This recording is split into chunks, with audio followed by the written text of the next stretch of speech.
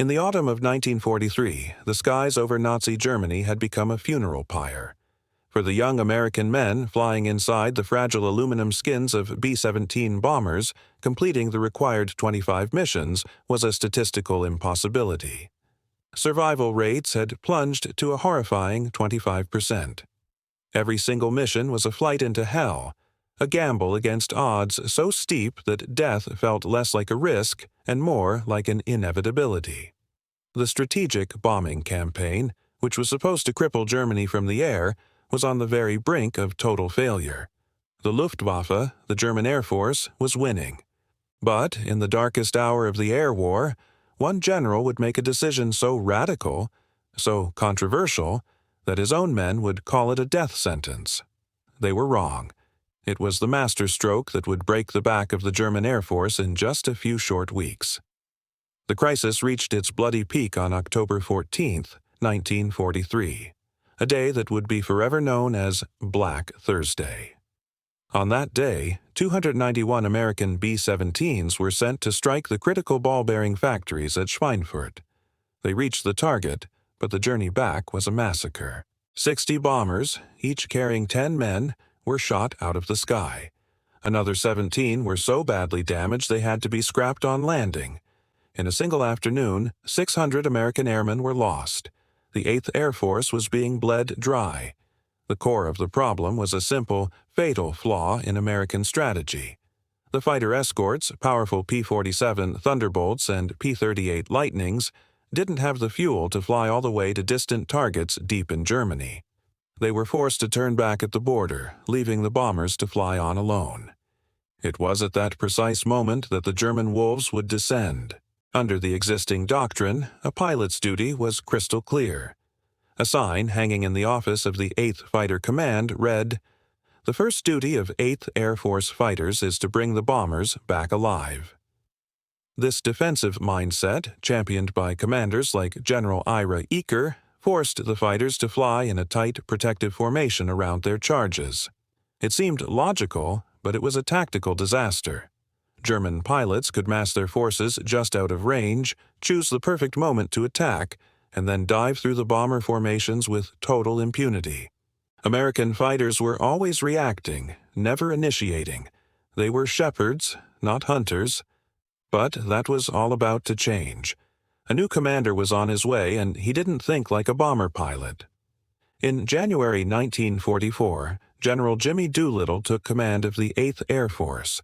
Doolittle was a living legend, a daredevil air racer, an MIT-educated aeronautical engineer, and the national hero who had led the audacious 1942 raid on Tokyo. He understood tactical dynamics and aircraft performance in a way few others could. On his very first day, he walked into General William Kepner's office, saw the sign dictating the defensive doctrine, and quietly said, "That sign needs to come down. It is wrong." Within hours, a new one was in its place, bearing a revolutionary new order. The first duty of 8th Air Force fighters is to destroy German fighters. The change was immediate and shocking.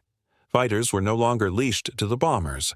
They were to be unleashed, flying miles ahead of the bomber stream to actively hunt and destroy the Luftwaffe wherever they could be found. The news was met with pure terror. Bomber crews felt they were being abandoned, left as defenseless bait. They believed Doolittle, a man they saw as an outsider, had just signed their death warrants. But his audacious plan would have been nothing more than a suicidal fantasy without a new weapon that had just arrived on the scene. It was called the P-51 Mustang. A sleek, silver Predator powered by the legendary Rolls-Royce Merlin engine, the Mustang was a technological miracle. It was faster than any German fighter, it could climb higher, and most importantly, with external drop tanks, it had the range to escort bombers all the way to Berlin and back.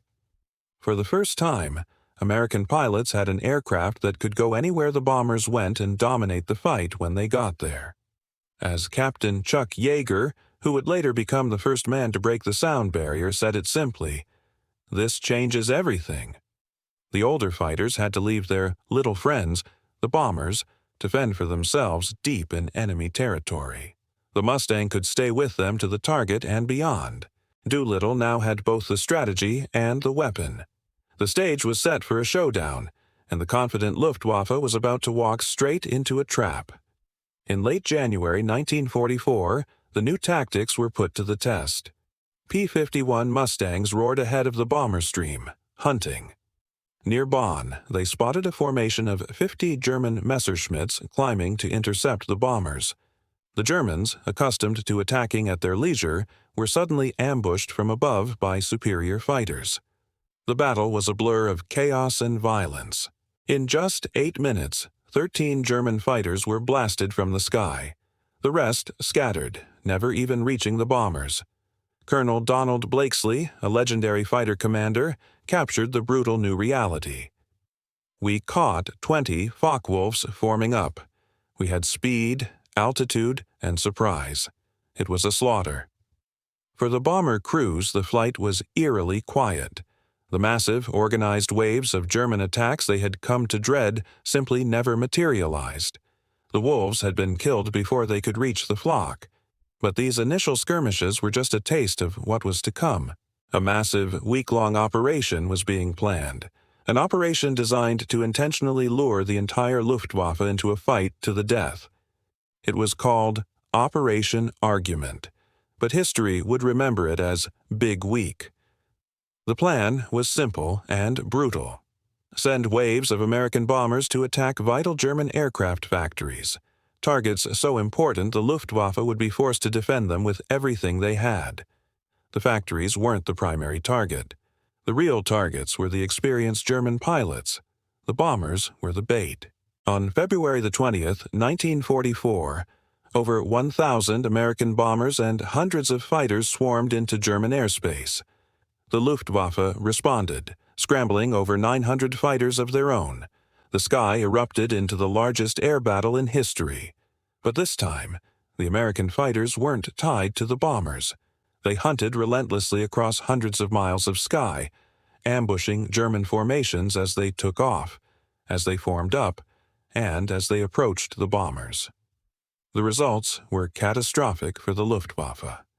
By the end of Big Week, they had lost over 350 fighters. But the real blow was the loss of nearly 150 irreplaceable veteran pilots, killed or seriously wounded. Major Heinz Baer, a German ace with over 220 victories, wrote in his diary, "The fighters are everywhere. For every bomber we destroy, we lose 2 fighters and pilots. There is no escape." The battle in the sky was a massacre, but Doolittle's strategy had an even more brutal second phase, designed to give the enemy no place to hide.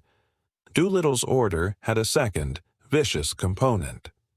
After finishing their escort missions, American fighters were not to return straight home.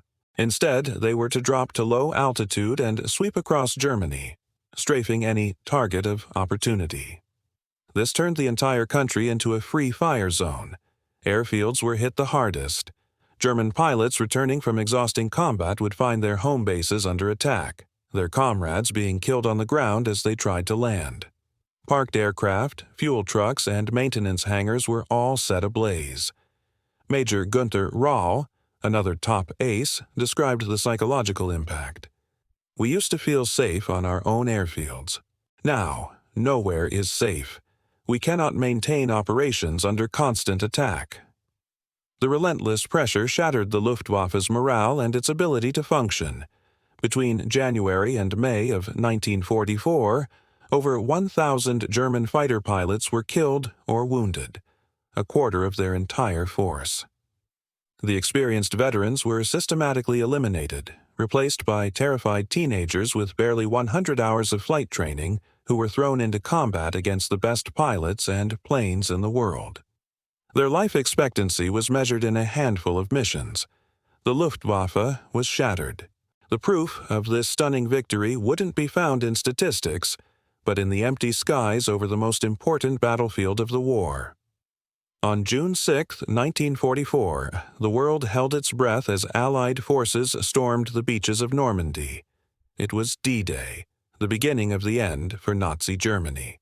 On that day, Allied air forces flew over 14,000 sorties, providing a protective umbrella over the invasion fleet and pounding German defenses. And the mighty Luftwaffe, which had terrorized Europe for 5 years, they flew fewer than 300 sorties. They were nowhere to be seen. The skies over the battlefield were completely, utterly allied. Soldiers on the beaches could fight without fear of being strafed or bombed from the air. This was the ultimate vindication of Jimmy Doolittle's strategy.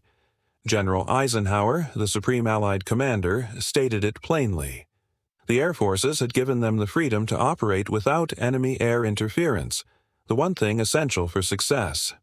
The great irony was that by abandoning the bombers to hunt the enemy, Doolittle had actually saved them. The best defense had proven to be a relentless, overwhelming offense. A strategy that bomber crews once called a death sentence was the very thing that allowed them to survive. The lesson was brutal but clear, and it would reshape air combat doctrine for generations. You don't win air superiority by protecting your own forces. You win it by annihilating the enemies. That single decision, made by one man against the advice of his commanders and the fears of his men, led directly to the destruction of the Luftwaffe and secured the skies for the invasion that would liberate a continent. It was a reckless gamble that became one of the most decisive strategic victories of the Second World War. Thanks so much for watching. If you found this piece of history as fascinating as I did, please hit that like button and subscribe for more stories like this. We'll see you in the next one.